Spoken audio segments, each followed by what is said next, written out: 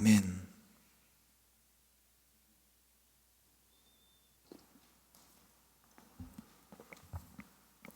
함께 따라서 하시겠습니다. 주님을 기다립니다. 한 번 더 하시겠습니다. 주님을 기다립니다. 오늘 함께 봉독한 요한계시록 22장 20절로 21절의 말씀을 가지고 주님을 기다립니다, 이와 같은 제목으로 함께 말씀의 은혜를 나누겠습니다. 한 해가 끝나가는 시점, 또 특별히 이게 오늘 우리가 드리는 이 예배가 이게 그렇게 흔한 날이 아니에요. 한 해의 마지막 날을 주일로 맞이해서 예배 드리는 것이 한 7년에 한 번, 8년에 한 번 꼴로 오는데 흔한 날이 아닙니다. 오늘이 그 날이에요. 2023년 마지막 주일 예배를 우리가 드리는데 이제 2023년이 12시간 20분 남았습니다. 잘 마무리하시고 은혜롭게 마무리되기를 소망을 합니다. 해마다 요맘때가 되면 생각나는 사건, 어떤 그런 것들이 좀 있어요. 제가 고등학교 때 있었던 일들인데 고등학교 때 성가대 봉사를 했습니다. 그때는 규모도 그렇고 어마무시합니다. 저희 나이 또래가 베이비붐 세대랑 이렇게 겹쳐 있어서 학생들도 많았고 교회는 엄청나게 컸고, 그래서 고등부 성가대만 하더라도 3개학년이 연합해서 예배를 드리는데 성가대가 6개입니다. 예배가 6개가 있어요. 성가대 하나마다 평균적으로 120명씩 성가대원들이, 학생들이 있는 거예요. 그러면 일단 대충 잡아도 한 800명 정도? 근데 성가대를 들어갔는데 송구영신 예배를 드리고 나면 그 전통이랍시고 선배들이 집에를 못 가게 하는 거예요. 밤새 놀려고. 모여서 기도하는 거라면 부모님들도 다 찬성을 하실 텐데 기도하는 것도 아니고 밤새 놀려고 그 새벽 시간에 다 집합시켜 놓고 밤새 레크레이션하고 노는 겁니다. 그러니 6개 성가대가 120명씩 모였으면 기본적으로 800명 정도 되는데 집에 가는 사람들 다 빼고 대충 모여도 보통 한 400~500명 정도 모이거든요. 거기에 졸업한 동문들까지 다 와서 그냥 한 자리에 올려서 다 그냥 웃고 즐기고 떠들고 그냥 노는 거예요, 그냥.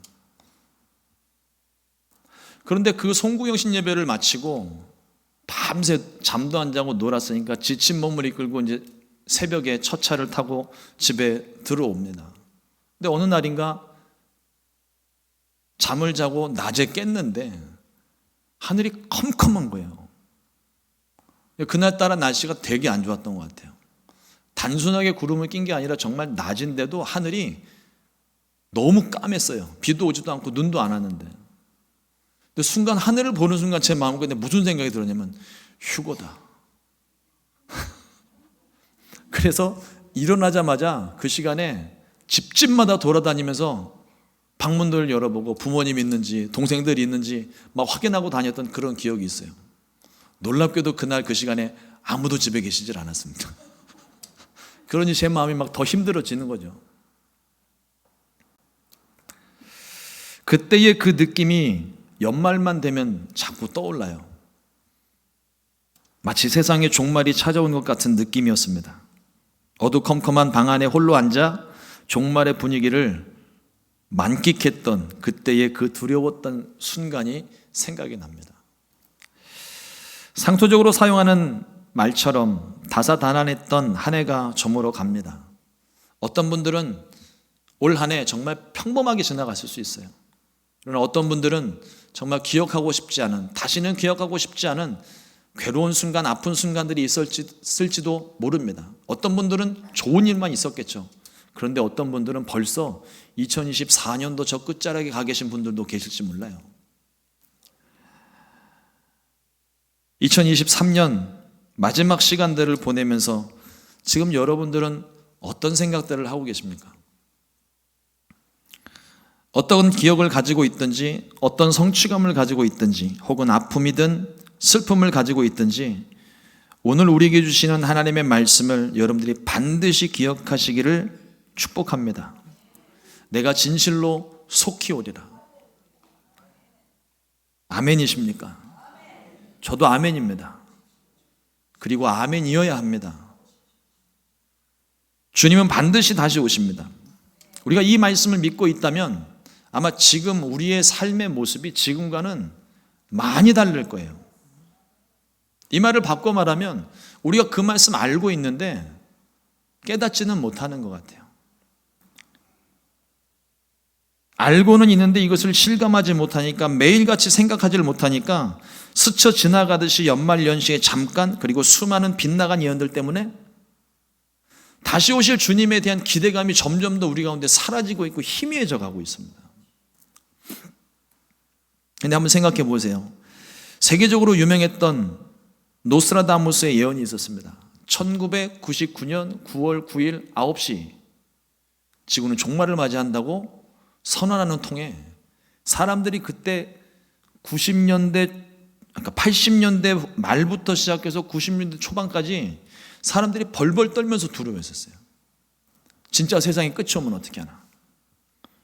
사람들이 안 믿는다 말하면서도 에이 그런 일이 어디 있느냐고 말하면서도 1999년 9월 9일 9시까지 다들 시계만 보고 있었습니다. 진짜로 세상에 끝이 오는 줄 알고. 그리고 또 한 번 1999년 12월 31일 날 사람들을 공포 속에 몰아넣었던 한 사건이 있었습니다. 밀레니엄 버그라고 이야기를 하죠. 그러니까 기존에 만들었던 모든 전자제품과 컴퓨터들, 그 당시 관공서나 모든 기관들에서 사용을 하던 모든 컴퓨터들의 프로그램 자체가 1999년까지만 설계가 되어 있는 거예요. 그러니 1999년 자정을 넘어가면서 2000년이 될 때 프로그램 인식 오류가 일어나서 엉망이 된다는 겁니다. 그때만 하더라도 컴퓨터 장비들로 운영이 되던 비행기며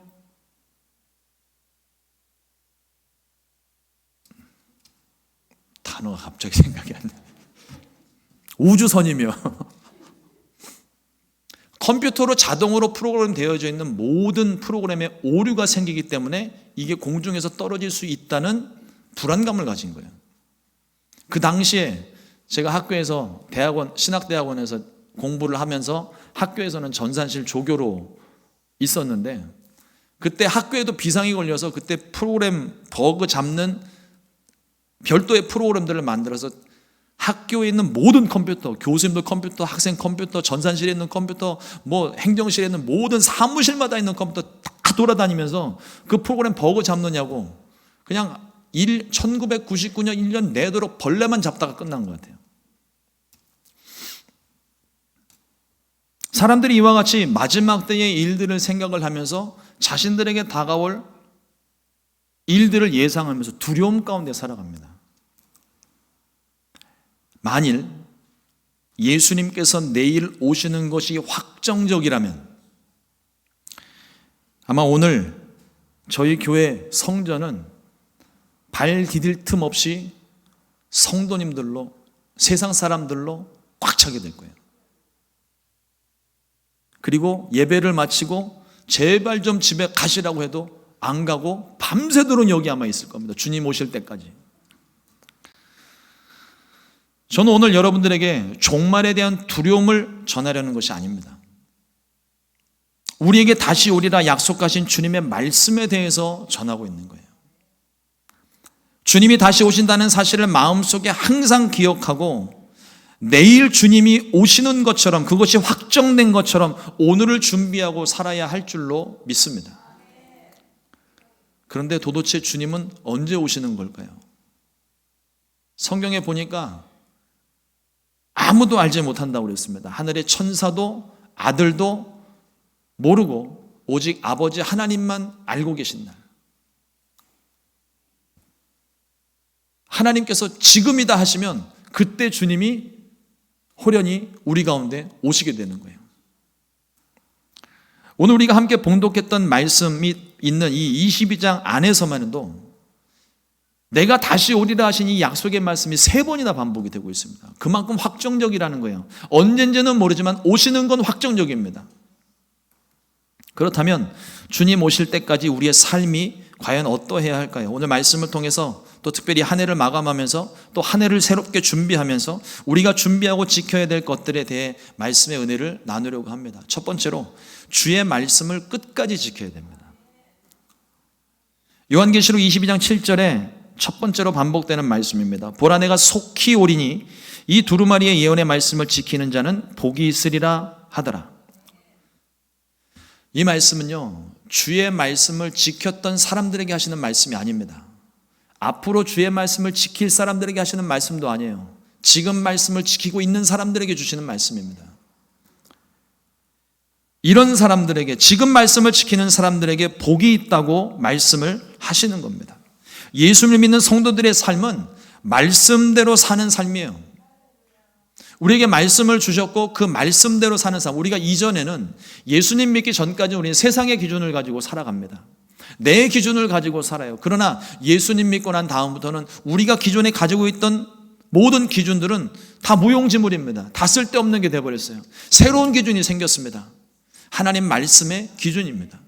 그 말씀이 우리를 어떻게 인도하는지 인도하심 따라 우리가 순종하며 사는 것이 그리스도인의 삶이에요. 우리는 과거에 매여 있는 사람이 아닙니다. 과거에 어떤 모습이었는지 중요하지 않아요.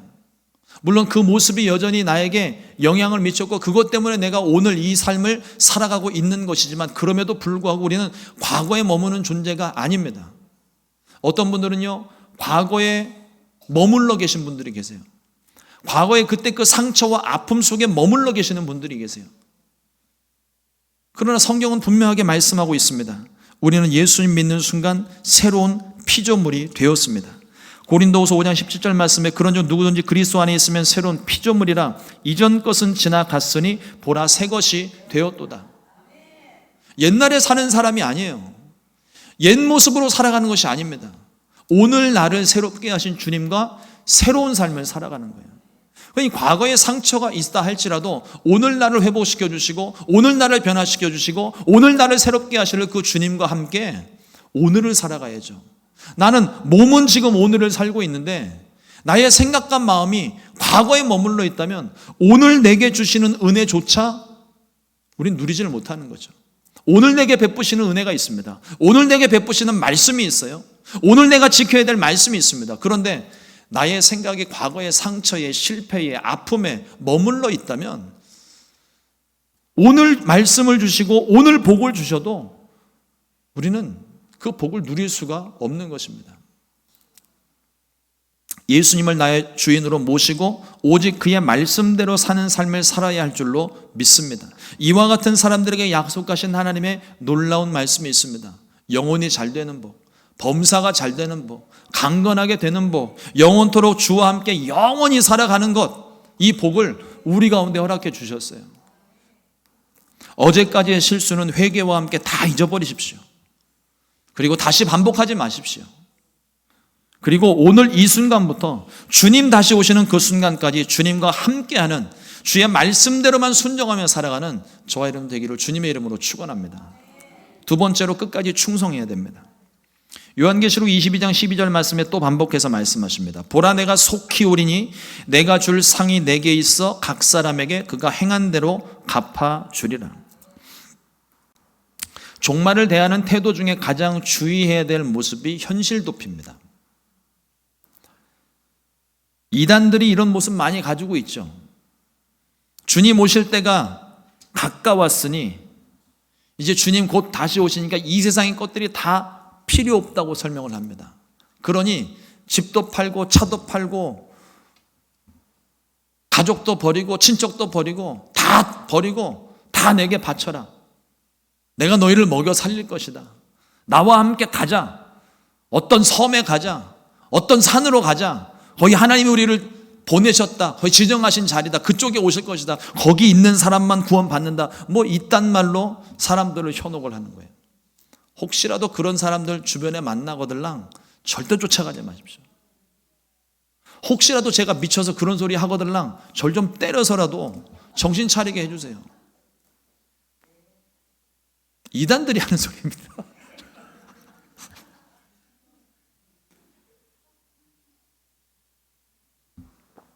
감사합니다. 맞을 준비를 해야 되겠습니다.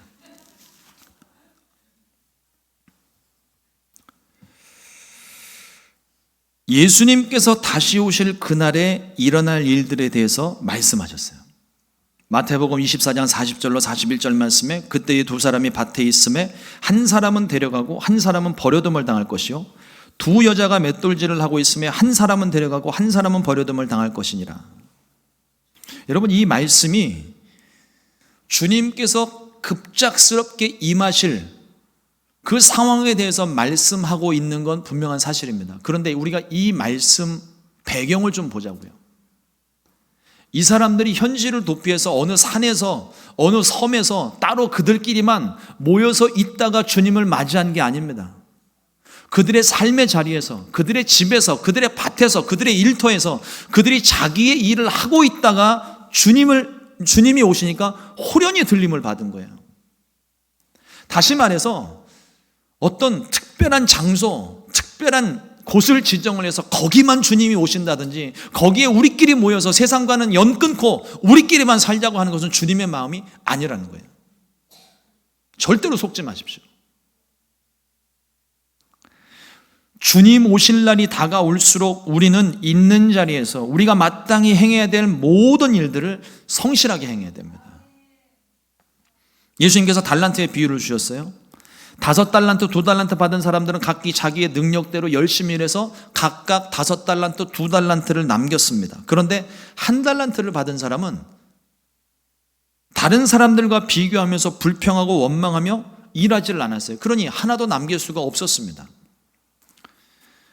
1달란트 받은 사람이 왜 내 능력이 이거밖에 안 되냐, 내 가치가 이거밖에 안 되느냐 원망하며 불평해서 아무 일도 하지 않은 겁니다. 근데 한번 생각해 보세요. 따지고 보자면 2달란트 받은 사람도 그런 생각하지 않겠습니까? 내가 뭐가 부족해서 저 사람은 5달란트인데 왜 나는 2달란트지? 1달란트 받은 사람들과 결탁해서 5달란트 받은 사람의 달란트를 뺏어서 공평하게 분배하고 일을 해도 될 법도 한데 2달란트 받은 사람은 5달란트 받은 사람과 비교하지를 않아요. 자기가 받은 것, 자기가 얻은 것에 가진 능력대로 성실하게 그 모든 일을 감당을 했습니다. 그때 5달란트, 2달란트를 남긴 거예요. 1달란트 받은 사람도 다른 사람과 비교하는 시간, 그 시간 차라리 없애버리고 그 시간에 내게 주어진 일 성실하게 일을 했다면 그 사람도 1달란트를 받았을 거예요. 말씀의 앞부분에 보게 되면 주인이 종의 능력에 따라 이미 주인이 그 모든 것을 간파하고 있다는 거예요. 간파하고 그에 합당한 달란트를 맡긴 겁니다. 그러니 이 1달란트 받은 사람도 남들과 비교하지 않고 성실하게 그 일을 감당을 했다면 분명히 1달란트를 남겼을 거예요. 그리고 5달란트, 2달란트 받은 사람과 똑같이 착하고 충성된 종이라 칭찬을 받았을 것입니다. 주님께서 맡기신 일에 충성하면 반드시 보상이 따릅니다. 우리가 상을 받기 위해 주님의 일을 하는 것은 아닙니다. 상을 받기 위해서 일을 하고 헌신을 하게 되면요, 내가 기대한 만큼 돌아오지 않았을 때 마음에 시험이 들어요. 상처가 돼요. 그래서 주님 곁을 떠나는 일이 생겨나는 겁니다. 보상을 바라고 내가 헌신하는 게 아니라 주님이 내게 생명을 주셨으므로 주님이 내게 은혜를 베푸셨기 때문에 내가 그의 어찌하든 보답을 할까, 어찌하든 은혜를 갚을까, 그 마음으로, 사랑하는 마음으로 주님을 위해 내가 헌신을 하는 것이지 절대로 보상받기 위해서 하는 게 아니에요. 그럼에도 불구하고 주님은 우리가 일한 데에 대한 반드시 보상을 해주시는 분이십니다. 주님 오실 날까지 오늘을 성실하게 살아야 될 줄로 믿습니다. 뒤로 미루지 말고, 건너뛰지 말고, 밭에서 성실하게 일하며 가정에서 충실하고 하나님 일에도 각기 능력대로 충성하는 저와 여러분도 되기를 주님의 이름으로 축원합니다. 세 번째로, 간절히 기다려야 됩니다. 마지막 세 번째 반복의 말씀입니다. 요한계시록 22장 20절 말씀에 이것들을 증언하신 이가 이르시되 내가 진실로 속히 오리라 하시거늘 아멘. 주 예수여 오시옵소서. 종말을 대하는 우리들의 모습은 두려워서 벌벌 떠는 모습이 아닙니다. 저는 한때 그랬었어요. 초등학교 5학년 때, 그때 80년대 중반부터 후반부까지는 거의 모든 교회가 요한계시록 강의를 했을 정도였어요. 제가 다니고 있던 교회 우리 조용기 목사님도 요한계시록 강의를, 다니엘서 강의를 막 열심히 하셨었거든요. 근데 그거를 은혜 받은 저희 공과 선생님이 초등학교 5학년 때인데 그 꼬맹이들을 놓고 요한계시록 강의를 하신 거예요, 공과 시간에. 요한계시록 강의집을 펼쳐놓고 그걸 설명해 주시고 또 기회가 될 때 한번 영화 한번 보자고 그러면서 영화를 틀어주셨는데 그게 휴거 영화였습니다. 그걸 보고 제가 한 달 넘도록 잠을 못 잤어요. 깨어 있으라고 이야기하시는데 잠을 자면 안 될 것 같은 거예요. 자다가, 제가 좀 잠이 많은 편이거든요. 자다가 주님 오셨는데 그걸 못 듣고 들림 못 받으면 어떡하나. 그 연장선이에요. 그래서 송구영신 예배 드리고 왔는데 세상이 깜깜하니까 종말 온 것처럼 문을 열고 다니면서 휴고되지는 않았나 봤던 게 그런 배경입니다. 너무 두려웠어요. 잠을 잘 수가 없었습니다. 그러나 종말을 대하는 우리의 모습, 이와 같은 모습이 아닌 거예요. 두려워서 멀리 도망하거나 산속에 숨는 모습도 아닙니다. 주님이 다시 오심을 믿고 인내하며 기다리는 모습, 간절히 기다리는 모습을 주님이 원하시는 거예요. 그래서 주님께서 말씀하신 것입니다. 인자가 올 때에 내가 세상에서 믿음을 보겠느냐. 그 믿음, 다시 오실 주님을 기다리는 믿음, 그 주님 때문에 내가 성실하게 사는 그 모습을 주님께서 찾고 계신다는 거죠. 기다림이 없으면 준비도 없습니다. 우리가 지난주에도 우리가 성탄절 예배를 드리면서 많은 것들이 준비가 됐고 많은 것들이 또 성전이 장식이 되었잖아요. 이것이 그냥 하루아침에 뚝딱 되는 것이 아니라 미리 계획을 하고 준비를 하고 트리는 어떻게 세우고 누가 세우고 어떤 것을 달고 또 언제 달고 카드를 어떻게 쓰고 미리 준비가 되어졌을 때 그때 성탄의 의미가 기쁜 거예요. 안타까운 거는 세상에서뿐만 아니라 교회 안에서도 성탄절에 대한 기다리는 사모하는 마음이 이전과 많이 다르다는 겁니다. 저도 한때는 카카오톡 메시지를 통해서 연말이 되면 또 절기가 되면 막 뭐 메리 크리스마스도 날리고 해피 뉴 이어도 날리고 뭐 해피 이스터 데이 뭐 다 날리고 했었어요. 근데 어느 순간인가 보니까 다 그러고 있더라고요. 카톡. 다 그러고 있는 거예요. 어느 순간에서부터인가 제가 그 생각이 드는 겁니다. 이건 아닌데. 그러니까 모든 것을 인스턴트식으로 그냥 즉시로 해결을 해버리고 나니까 사모하는 마음도 없고 기다리는 마음도 없고 준비하는 마음도 없고 어느 날 왔더니 성탄절인 거예요. 그러니 성탄의 기쁨을 누릴 수가 없는 겁니다. 그래서 그때부터 작정을 하고 제가 목회를 하고 있는 한 성도님들한테는 카드를 다 써서 보내는 거예요. 똑같은 내용이라 할지라도 적어도 쓰는 동안 이 팔이 아파서 저리는 동안만큼은 그래도 내가 성탄절의 의미를 좀 기억하고 있지 않을까 하는 마음에서 카드를 쓰기 시작한 겁니다. 우리가 주님을 기다리는 마음이 그런 마음인 거예요. 어느 날 갑자기 주님 오시게 되는데 그냥 갑작스럽게 주님을 맞이하는 게 아니라는 겁니다. 예수님께서 이 하나님 나라를 말씀하시면서 열처녀 비유를 한번 말씀하셨어요.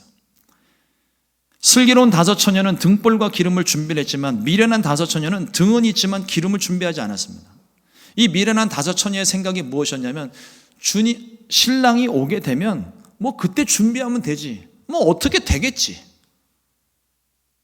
너무 아니란 생각을 했던 거예요. 아무도 예상하지 못했던 시간, 그 신랑이 밤에 올 거라고는 아무도 생각을 못했습니다. 밤늦게 신랑이 도착하자 그제야 부랴부랴 등불을 준비했지만 준비할 시간이 없는 거죠. 일어나서 준비를 하면 뭐합니까? 기름을 파는 데가 없는 거예요. 결국 준비된 5처녀만 잔치에 참여를 하게 되고 준비하지 않은 5처녀는 잔치에 참여를 못했습니다. 그 뒤늦게나마 마을에 가서 기름을 억지로 빌려서 등불 준비해서 찾아와서 문을 두드립니다. 문 좀 열어주세요. 아무리 두드려도 대꾸가 없습니다. 그리고 그 문 뒤편에서 냉정하고 준엄한 말씀이 들립니다. 마태복음 25장 12절 말씀에 대답하여 이르되 진실로 진실로 너희에게 이르노니 내가 너희를 알지 못하노라 하였느니라. 이것처럼 억울한 일이 어디 있어요? 신랑 언제 올지 모르고 몰라서 같이 10명이, 우리가 이스라엘의 이 결혼 문화를 보게 되면 신랑과 함께 모든 걸 같이 준비를 하는 거예요. 그리고 그 신랑이 올 때까지 같이 모여서 기다리고 있는 거예요. 어떤 때는 일주일, 어떤 때는 한 달 넘게도 그 신랑 오기만을 기다리고 있는 시간이 있습니다. 그러니 이 모든 걸 같이 준비를 했고 같이 기다렸고 졸아도 같이 졸았고 잠도 같이 자고 있었잖아요. 그런데 준비된 5은 들어갔는데 뒤늦게 준비한 우리, 준비를 안 한 것도 아니고 뒤늦게 준비한 5처녀는 못 들어갑니다. 그래서 주님께서 말씀하시는 거예요. 마태복음 25장 13절 말씀에 그런즉 깨어 있으라 너희는 그날과 그때를 알지 못하느니라. 제가 이 말씀 때문에 잠을 못 잤던 거예요. 깨어 있으라고. 근데 이게 잠을 안 자는 겁니까? 지혜로우신 우리 성도님들은 저를 보고 웃으시지만 저는 그때 그냥 그런 줄 알았어요. 잠을 자지 말라는 소리가 아니죠. 영적으로 깨어 있으라 말씀하시는 것입니다. 주님 다시 오신다는 것은 우리가 익히 들어 잘 알고 있습니다. 오실 것을 굳게 믿기도 합니다. 그러나 간절하면은 차이가 있을 수 있어요. 등불을 준비한 5처녀와 준비하지 못한 5처녀처럼 기다리고는 있습니다. 알고는 있어요. 그러나 간절함이 다른 거예요.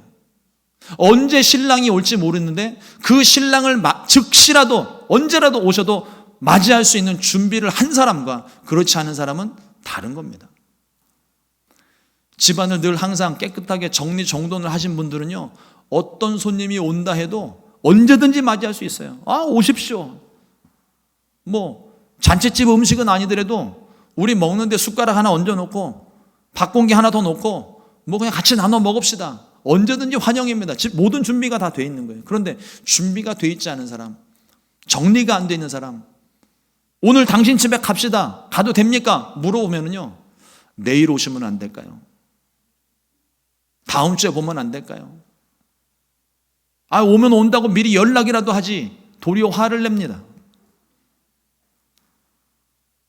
준비가 돼 있는 사람과 준비되어 있지 않은 사람의 차이인 거예요.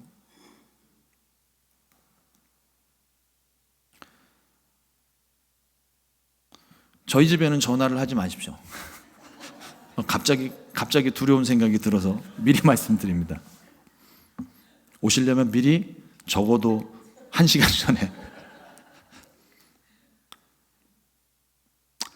목마른 사람이 우물을 판다고 간절히 기다리는 사람이 준비를 하는 겁니다. 주님이 언제 오실지 모르기 때문에 나중으로 미루지 않고 지금 준비를 하는 거예요. 다시 오신다는 약속의 말씀을 듣고 사도 요한이 대답을 합니다. 아멘, 주 예수여 오시옵소서. 얼마나 확신에 찬 응답입니까? 속히 오신다고 하는데 아니요 주님, 조금 더 시간이 필요합니다. 아직 준비될 시간이 필요합니다. 내게는 더 시간이 필요합니다. 나중에 오십시오. 미루질 않습니다. 아멘, 주 예수여 오시옵소서. 속히 오신다 하시는 주님을 당장 환영을 합니다. 준비가 됐다는 거예요. 아멘, 주 예수여 오시옵소서. 우리 마음에, 우리 교회에, 이 세상에 오시옵소서. 주님을 기다리는 마음이 변함이 없어야 되고 예수님을 맞이할 준비가 되어져 있어야 되는 겁니다. 저와 여러분들이 잘 준비해서 마라나타, 아멘, 주 예수여 오시옵소서 사도 요한처럼 고백할 수 있게 되기를 주님의 이름으로 축원합니다. 근데 이 준비가 어떤 준비를 이야기하는 걸까요? 뭔가 내가 행위를 더하고 뭔가 예배를 더 드리고 이러한 준비들이 아닙니다. 주님을 맞이할 수 있는 마음의 준비. 우리가 갈 때 우리가 아름다운 성전 꾸며놓고 이 성전 짊어지고 올라가는 거 아니잖아요. 집에 있는 돈다발 짊어지고 가는 거 아닙니다. 선교원금 가지고 갈 필요도 없어요. 그냥 우리는 몸만 가면 됩니다. 주님이 필요로 하는 건 우리지 다른 것들이 아닌 거예요. 근데 내 마음이 주님을 맞이할 수 있는 준비. 세상 일들에 너무 지치고 세상 일들에 치여서 바빠서 주님을 맞이할 수 있는 여유조차 없는 그런 마음, 그러한 마음들은 이제는 버리고요. 주님 언제 오시더라도, 그러니까 오늘 하루를 살더라도 내일 주님이 오신다면 내가 오늘 무엇을 할까를 생각하면서 그렇게 하루하루를 살아가는 마음을 이야기하는 겁니다. 세상에 너무 바쁘게 돌아가다 보니까 성도님들도 같이 바빠지는 거예요. 그러면 주님을 생각할 시간이 없습니다. 언제 주님 다시 오실지 몰라요. 우리들 중에서도 주님 다시 오시는 건 다 알아요. 근데 지금 주님 오십니다라고 이야기하면 아이고 하나님 조금만 있다가 하시는 분들이 있을 수도 있어요. 그러한 마음을 벗어버리시라는 겁니다. 늘 주님을 마음에 모실 수 있는 준비. 아니 이미 우리 안에 주님이 계시잖아요. 우리의 생각과 관심이 주님께 있고 다시 오실 주님에 대한 마음의 준비를 하고 주님 오시면 언제든지 이거 다 떨쳐버리고 주님 가겠습니다. 그와 같은 마음으로 기다리는 마음을 우리 주님께서 찾고 계시는 것입니다. 사랑하는 성도 여러분, 2023년 한 해가 이제 12시간도 안 남았습니다. 하나님은 2023년 마지막 순간까지 우리와 함께하고 계십니다. 우리는 이 시점에서 에베네셀의 하나님을 찬양합니다. 여기까지 도우신 하나님이십니다. 앞서 말씀을 드린 것처럼 올 한 해 힘든 일도 있었고 어려운 일도 있었고 좋은 일도 있었고 뭐 나쁜 일 기쁜 일 모든 게 다 섞여 있었을 거예요. 다시 말씀을 드리지만 아팠지만 괴로웠지만 힘들었지만 또 좋았던 순간조차도 다 지나갔잖아요. 그리고 그 모든 것이 내 기억 속에 쌓여서 내 삶에 남아서 오늘 내가 이루어진 겁니다. 그 과정에 하나님이 여러분들과 함께 하셨고 그때는 정말 참기 힘들고 정말 죽을 것 같았는데 하나님이 지나가게 하셨습니다. 에베네셀의 하나님이에요. 통과하게 하시는 하나님입니다. 여기까지 인도하신 하나님이셨습니다. 그러나 여기서 끝이 아닙니다. 2023년은 이제 끝이 나겠지만 2024년은 다시 시작이 됩니다. 어제나 오늘이나 영원토록 동일하신 하나님이 2023년도를 인도하셨던 것처럼 2024년도에도 임마누엘의 하나님이 우리와 함께 하실 것입니다. 볼지어다 내가 세상 끝날까지 너희와 항상 함께 있으리라 약속하셨어요. 주님 오시는 그날까지 주님은 성령으로 우리 가운데 역사하실 것입니다. 주님 다시 오시는 그날까지 우리는 주의 말씀에 순종하며 오직 주의 일에 충성하며 해가 바뀌어도 변치 않는 마음으로 간절함으로 준비해야 되겠습니다. 눈에 보이는 결과들에 너무 집착하지 마세요. 눈에 보이는 현상에 너무 현혹당하지 마세요. 하나님께서 우리에게 원하시는 것은 어떤 환경 속에서도 어떤 결과 속에서도 하나님을 끝까지 믿고 주님을 붙잡고 순종하는 모습입니다. 초대교회 성도들은 주님을 기다리며 만날 때마다 이렇게 인사했다고 합니다. 마라나타, 주님 다시 오십니다. 여러분들은 이 인사를 어떻게 생각을 하십니까? 초대교회는 지금과는 차원이 다른 모습으로 주님을 기다렸어요. 너희 중에 인자가 다시 오는 것을 볼 자도 있으리라. 이 말씀 하나 때문에 초대교회 성도들은요, 자기 당대에 주님 오실 줄 알고 정말 긴장하며 깨어있어 주님 오실 것을 기다렸던 그런 사람들이었습니다. 그들의 환경이 우리보다, 그들은 예수 믿는 것 자체가 긴장 속에 사는 삶이었어요. 그럼에도 불구하고 긴장을 늦추지 않고 다시 오실 주님을 기다리며 주님을 사모하면서 그렇게 하루하루를 지냈습니다. 그들이 했던 인사예요. 마라나타, 주님 다시 오십니다. 오늘 이 고백이 저와 여러분들의 믿음의 고백이 되기를 소망합니다. 주님 반드시 다시 오십니다. 반드시 다시 오실 거예요. 그때까지 우리가 그 마음 변치 않아야 되겠습니다. 이 기다림은 미래의 일들만이 아니라 오늘 우리 마음 가운데 또 임해야 됩니다. 2024년은 2000년 전 우리에게 오신 성육신의 기적과 지금 우리 가운데 역사하시는 임마누엘 하나님과 장차 이 땅 가운데 오실 마라나타의 주님이 우리 교회와 성도님들의 삶 가운데 가득하게 임하실 줄로 믿습니다. 이를 위해서 더욱더 깨어 기도하고 성령 충만하게 되시기를 우리 주님의 이름으로 축원합니다. 기도하겠습니다.